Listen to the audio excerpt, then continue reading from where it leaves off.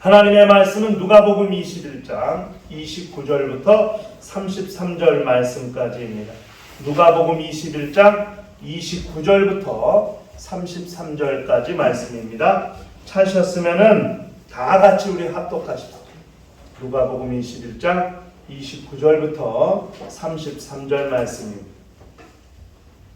다 같이 합독합시다. 시작. 이에 비유로 이르시되 무화과 나무와 모든 나무를 보라. 싹이 나면 너희가 보고 여름이 가까운 줄을 자연히 아나니 이와 같이 너희가 이런 일이 일어나는 것을 보거든 하나님의 나라가 가까이 온 줄을 알라. 내가 진실로 너희에게 말하노니 이 세대가 지나가기 전에 모든 일이 다 이루어지리라. 천지는 없어지겠으나 내 말은 없어지지 아니하리라. 아멘. 우리 신앙생활은 말세를 대비하며 사는 삶을 말하는 것입니다. 대비라는 말이 무슨 말이냐? 어떤 일을 대응해 미리 준비하는 것을 대비라고 하는 겁니다. 여름철에 개미가 열심히 일을 해요. 부지런히 일을 해요. 그것은 추운 겨울이 올 때를 대비해서 먹을 것도 쌓아놓고 겨울에 추위를 이길 수 있는 거처도 보수하고 준비하고 정말 일사불란하게 준비하죠. 그래서 잠언에서는 개미에게서 지혜를 배우라고 얘기했다. 그와 같이 어떤 어려운 일이 닥칠 수 있기 때문에 그때 위해서 준비해. 우리가 저축을 하고 적금을 들고 이렇게 하는 것도 그런 것들을 대비하기 위해서, 또 우리가 5년, 10년 후에 우리가 하고 싶은 일, 또 해야 될 일을 위해서 조금씩 그런 것들 미리미리 준비하고 대비해 놓는 거 아니겠어요? 세상을 살 때도 그렇게 대비하고 준비하고 살아야 돼요. 하물며 말세를 당한 자들이 자기의 내세를, 영원한 삶을 준비하지 않는다는 것은 말이 되지 않죠. 미리미리 대비하고 준비해야 한다는 것을 잘 기억해야 됩니다. 종말의 때를 준비하고 사는 사람들이 신앙인들이어야 한다는 것, 우리들이어야 한다는 것 꼭 기억할 필요가 있습니다. 어디서 무엇을 하든 어디에 있든 간에 늘 마음속에 품고 있고 간직하고 있어야 하는 것이 바로 이겁니다. 영적인 징표와 같이, 정표와 같이 그렇게 우리 마음속에 깊이 간직하며 되새김질하고 되뇌어야 하는 것이 주 예수 다시 오실 때에 내 영혼을 하늘로 옮겨야 한다는 견고한 확신과 그 믿음이 있어야 한다는 것을 그걸 잘 알아야 됩니다. 여러분, 예수는 우리의 신랑이십니다. 교회는 그의 신부입니다. 그럼 신부된 자들이 신랑을 맞이할 준비를 해야 하는 것은 당연한 거죠. 마태복음 25장에 10처녀의 비유를 우리는 잘 알고 있습니다.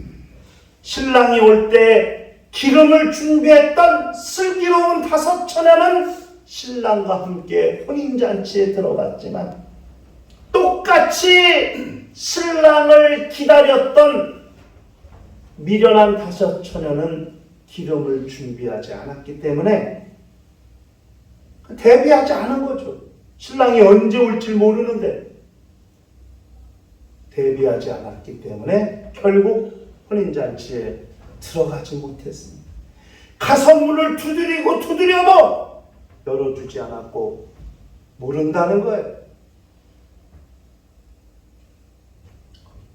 대비하는 것, 준비하는 것, 우리 마음속에 간직하고 있어야 할 것이라는 것을 잘 알아야 됩니다. 여러분, 누가복음 15장에 가면은 드라크마를 찾는 한 여인의 비유가 나와요. 8절, 9절, 누가복음 15장 8절, 9절에 어떤 여자가 10드라크마가 있는데 하나를 잃으면 등불을 켜고 집을 쓸며 찾아내기까지 부지런히 찾지 아니하겠느냐. 또 찾아낸즉 법과 이웃을 불러 모으고 말하되 나와 함께 즐기자. 이른 드라크마를 찾아내어노라 하리. 드라크마 하나 그냥 하루 품싸게 지나지 않는 돈이에요. 일당. 근데 그게 그렇게 불을 켜고 밤새 찾아야 할 화폐 가치가 있는 것일까요? 왜 이 여인은 그렇게 그 드라크마를 찾는? 왜 그 여인은 신랑이 주고 간 정표와 같은 것입니다. 신랑이 올 때 신랑한테 보여주어야 할 정표와 같은 것인데 그것을 잃어버렸기 때문에 그것을 부지런히 찾은 것 같아요. 결국 찾았으니 얼마나 기뻤겠어요. 신랑을 맞이할 준비를 완벽하게 갖출 수 있게 되었기 때문에 그 기쁨은 이루 말할 수 없는 거거든요. 이 마태복음 25장에 슬기로운 5처녀가 기름을 완전히 다 준비하고 있었기 때문에 언제 신랑이 오더라도 우리는 신랑을 맞이할 수 있다는 자신감, 그것 때문에 기쁘고 행복할 수가 있는 거 아니었겠습니까? 그렇잖아요? 그렇다면 우리에게 신랑 되신 예수를 맞이할 수 있는 신부된 교회의 정표, 그 신랑 되신 예수에게 보여줄 수 있는 교회된 신부된 교회, 신부된 성도들의 정표가 무엇일까요? 믿음이죠. 예수께서 이 땅에 오셨을 때에 그가 우리에게 주고 가신 믿음, 주 예수를 믿으라 너와 내 집이 구원을 얻으리라. 예수를 믿고 예수를 하나님의 아들이라고 고백하는 신앙 고백을 가진 그 신앙의 정표를 가진 자들을 주님은 영접해 주실 것이고 혼인잔치로 안내해 주실 것이라는 것을 우리는 꼭 기억할 필요가 있는 거죠. 예수께서 재림하실 때 우리에게 주었던 정표와 같은 믿음을 요구하실 때 우리는 과연 그 믿음을 보여드릴 수 있을까?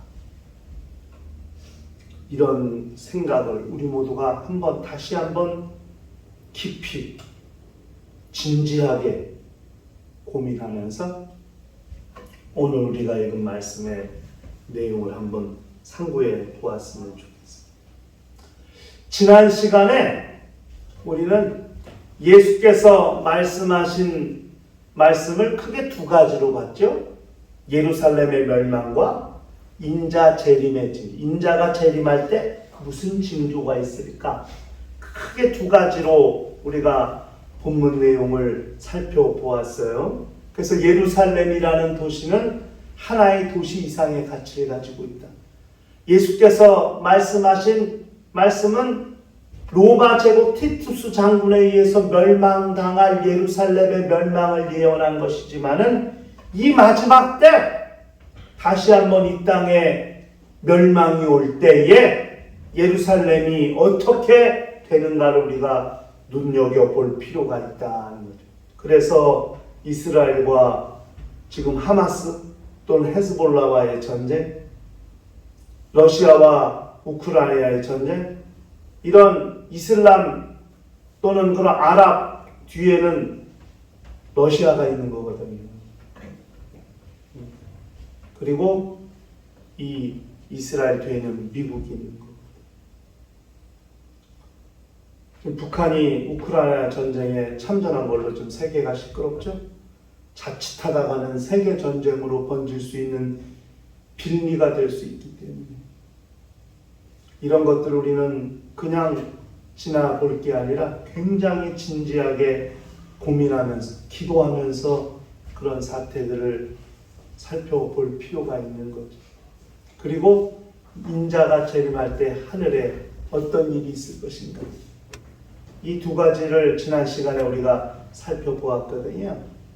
그런 내용에 이어서 예수께서 오늘 하신 말씀, 지금 우리가 이렇게 살펴보고 있는 누가복음 21장의 내용은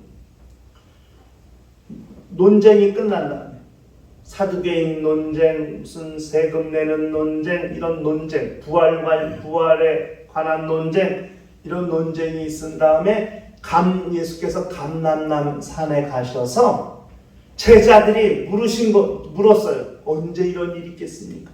그래서 제자들과 예수께서 대화를 내놓으신, 담화를 하신 내용을 지금 우리가 누가복음 21장에 살펴보는 거거든요. 그 담화 내용의 핵심은 종말이에요. 종말. 그런데 오늘 우리가 읽은 이 말씀은 그 마지막 담화, 세 번째 담화의 내용, 마지막 담화의 내용을 다루거든요. 예루살렘이 멸망할 것이다. 인자가 재림할 때 이런 징조가 있을 것이다. 그리고 마지막 세 번째로 오늘 우리가 읽은 말씀을 제자들에게 하고 계신 거거든요. 오늘 본문의 내용은, 주제는 뭐냐면 대비하라예요. 대비하라. 예루살렘이 멸망할 것이고 인자가 이 땅에 재림할 때 너희는 반드시 대비하고 있어야 된다. 대비하라는 게 지금 오늘 본문 말씀의 핵심 내용이에요. 그리고 예수께서 대비하라는 말씀을 하시면서 비유 하나를 말씀하시죠.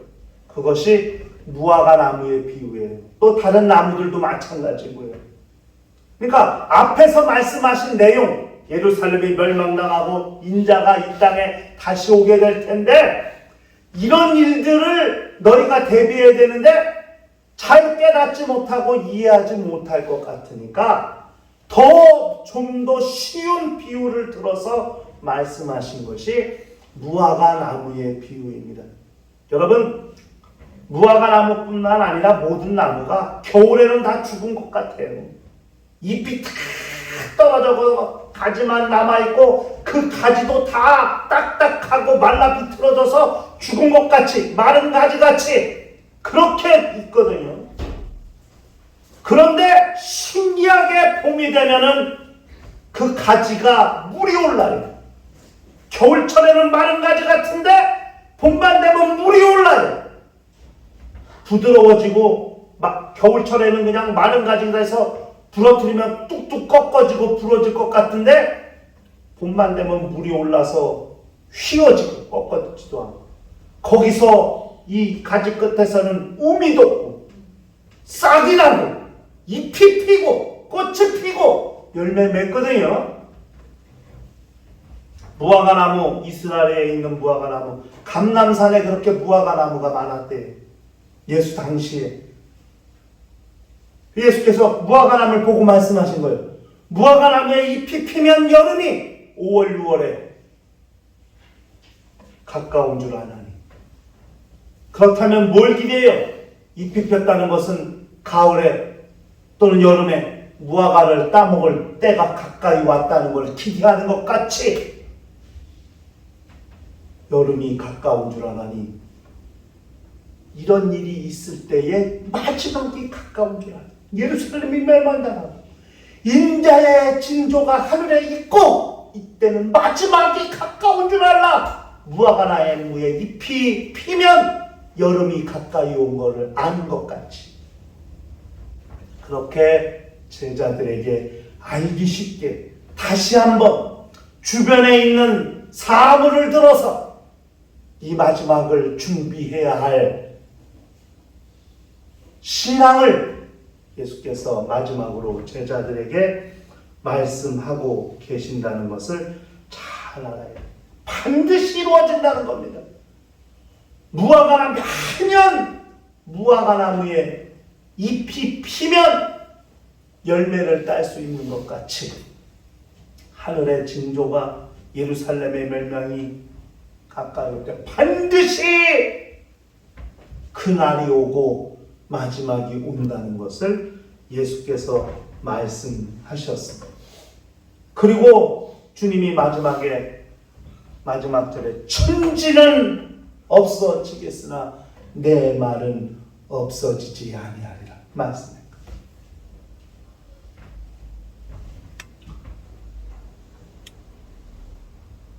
아무리 훌륭한 사람의 말도 시간이 지나면 다 기억나지 않고 사라집니다. 기억에서 다 사라집니다.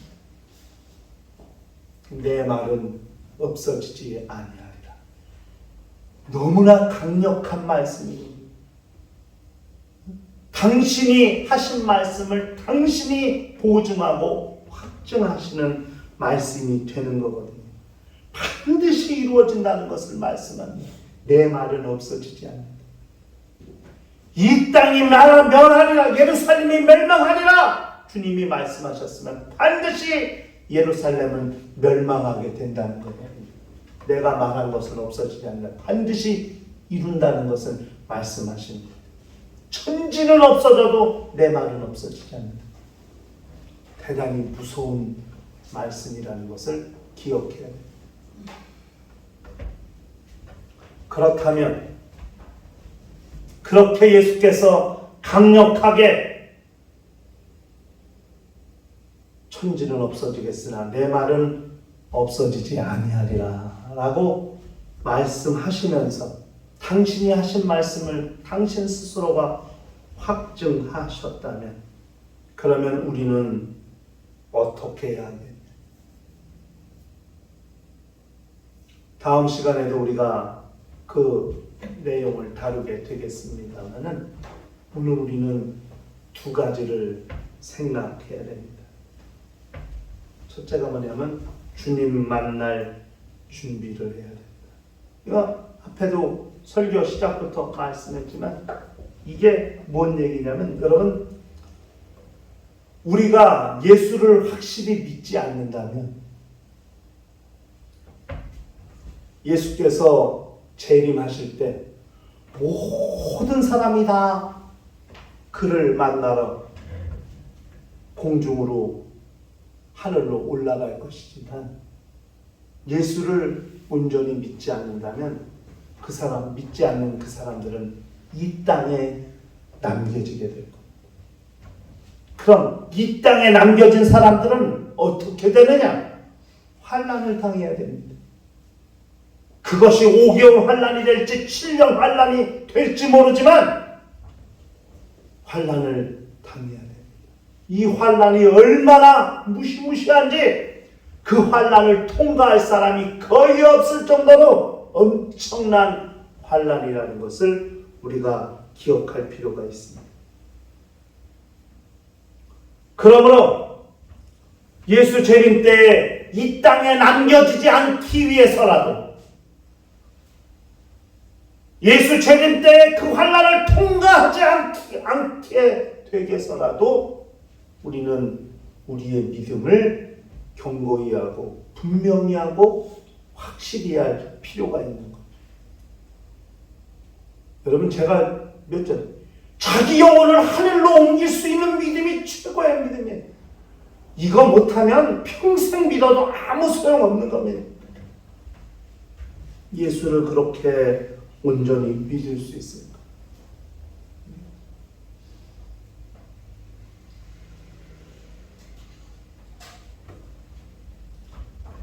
제가 어젠가 이렇게 어떤 목사님이 설교를 부흥회인지 모르겠어요. 근데 옛날에는 권징이죠. 교회에 권징이라는 게 있었다는 거예요. 권사님 두 분이 싸웠어, 교회에서. 목사님이 징계를 해갖고 1년 동안 봉사금지, 1년 동안 성찬금지, 1년 동안 대표도 금지, 다 금지시켰다는 거예요. 두 사람을 다. 징계라는 게 있었어요, 교회에. 그러면 우리 같았으면 아마 당장 그 다음 주부터 교회 떠날 거야. 다른 교회로 옮겼어요. 그런데 그 권사님들이 교인들이 예배에 나와서 맨 앞에 매주마다 엉엉 울면서 회개하고 교회 안 떠나고 1년 내내. 그리고 1년 후에 징계가 풀려서 봉사도 하고 대표기도도 하고 하게 된다. 교회가 그래도 떠나는 사람이 한 명도 없었다는 거야. 야단마저 당장 떠나지 요즘은. 그 정도로 교회가 강력하게 하나님의 말씀을 선포할 수 없고, 교인들을 야단쳐도 교인들이 시험에 들지 않았다는 거예요. 옛날에. 요즘 같으면 어림도 없다는 거예요. 그 목사님 얘기가. 징계라는 것이 교회 법에 있어도 그 징계를 할 수 없는 시대. 왜? 교인들 상처받을까봐, 시험 들까봐, 교회 떠날까봐 전전긍긍한다는 거예요. 이런 얘기하면 꼰대 소리들을 쓰고, 요즘 그런 얘기하면 다 꼰대라고 그러죠. 라떼 얘기하면 다 꼰대라고 그러죠. 그런데 그런 이야기를 당당히 떳떳하게 당당히 강력하게 할 수 있어요. 교인들의 믿음이 꼭 부러지지 않고 상처받지 않는다는 거. 그럼 요즘 주일날 교회 나가지 말라고 돈 한 10만 원, 20만 원씩 준다면 아마 교회 안 나갈 사람도 엄청 많을 거예요.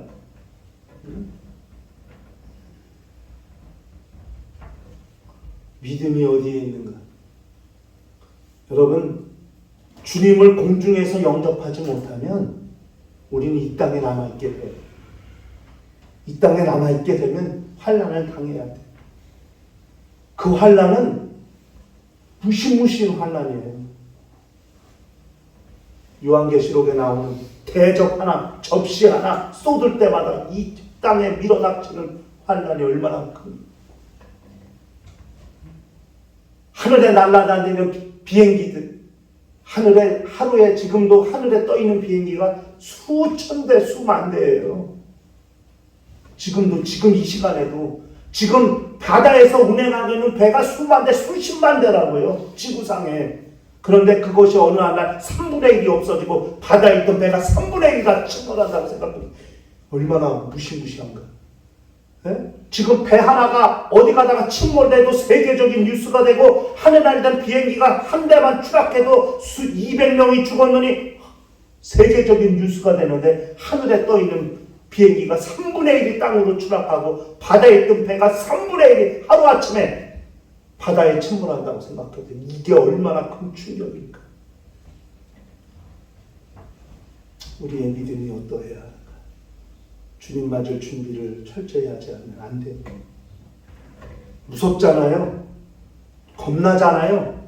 그럼 우리 어떻게 해요? 두 번째, 서로 위로해야 됩니다. 자, 우리 데살로니가서 4장 18절. 데살로니가전서 4장 18절. 그러므로 이러한 말로 서로 위로하라. 이러한 말로 뭘 위로하느냐. 그 앞에 17절까지 무슨 말씀이 있나. 데살로니가전서 4장 13절부터 17절까지. 글씨가 너무 작아서 안 보이시죠? 보이시는 분들은 같이 읽으십니다. 시작. 형제들아, 자는 자들에 관하여는 너희가 알지 못함을 우리가 원하지 아니하노니, 이는 소망 없는 다른 이와 같이 슬퍼하지 않게 함이라.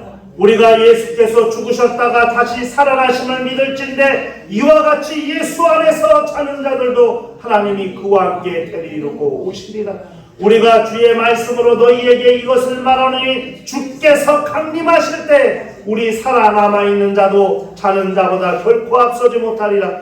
주께서 호령과 천사장의 소리와 하나님의 나팔 소리로 치니 하늘로부터 강림하시려니, 그리스도 안에서 죽은 자들이 먼저 일어나고 그 위에 우리 살아남은 자들도 그들과 함께 구름 속으로 끌려 올려 공중에서 주를 영접하게 하시리니, 그리하여 우리가 항상 주와 함께 있으리라 말씀하셨고, 그러므로 이러한 말로 서로 위로하라. 이렇게 말했습니다.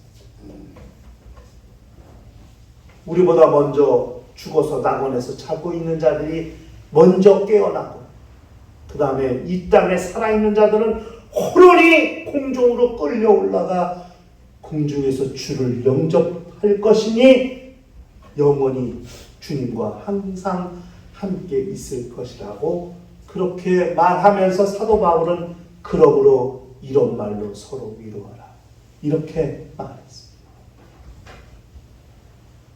우리가 이 종말의 때에 우리의 믿음을 주 예수 다시 만날 날을 준비하면서 그 믿음이 있는 자들이 서로 종말 마지막 때 일어날 일들 때문에 우리는 결코 주님과 헤어지지 않을 거야. 영원히 주님과 함께 있을 수 있는 사람들이야. 이러면서 자기의 믿음을 격려하고 서로의 믿음을 격려하고 위로하면서 이 마지막 때의 신앙 생활을 감당해야 한다고 성경은 이야기하고 있습니다. 대비하는 자, 마지막 때에 주 예수 재림하실 그때를 고대하니 그때를 대비하고 사는 사람, 바로 이 사람들이 이 시대를 사는 신앙인들이어야 됩니다. 우리 최대 관심사가 뭡니까? 여행? 게임? 뭐가 관심사입니까? 쇼핑? 뭐가 관심사입니까? 부동산? 뭐가 관심사입니까? 취미? 운동? 뭐가? 외식? 뭐가 관심사입니까? 우리 신앙인들의 최대 관심사는 주 예수 다시 오시는 날을 대비하고 준비하는 것. 어떤 광고 보니까 전쟁이 나가지고 막 전쟁이 났는데 어떻게 살아남을까? 이런 알루미늄 철판 박스를 자기 방 밑에 설치를 했더만 딱 하니까 버튼 누르니까 탁 꺼져갖고 문이 탁 닫혔는데 그 캡슐 안에서 뭐 한 달, 두 달을 버텨 그 안에 물, 뭐 주스, 뭐 과자, 뭐 다 비치돼 있더만 당시. 그래가지고 거기서 혼자 그 캡슐 안에서 한 달, 두 달을 버틸 수 있는 뭐 그런 게 나왔다. 이런 광고도 나오더라고요. 그런 걸 대비하는 사람들이 있을 거 아니에요? 이 세상에 전쟁 나면은 전쟁에서 살아남기 위해서 수많은 돈을 들여서 그런 걸 지하 벙커를 파고 벙커에 라면부터 부르스다며 생수부터 그냥 잔뜩 챙겨놓고 사는 사람들도 있대요. 전쟁을 대비해서. 세상 전쟁을 대비해서는 돈이 아까운 줄 모르고 그렇게 했어요. 그러나 영원한 삶을 대비하는 일에 과연 우리는 얼마나 많은 시간을 투자하고 얼마나 많은 준비를 하고 있습니까? 여러분, 우리의 믿음은 결코 하찮은 게 아닙니다. 그거 없으면 하늘 못 갑니다. 그 믿음 없으면 주님 못 만납니다. 근데 그 믿음이 어떤 믿음이냐는 거. 진짜 믿음이어야죠. 마지막 때 우리의 삶은 종말을 대비하고 사는 삶이어야 한다는 것을 기억하면서 주 예수 강림하실 때에 호련히 변화하여 공중에서 주를 영접하는 모든 심령과 가정과 교회가 되시기를 주의 이름으로 축원합니다.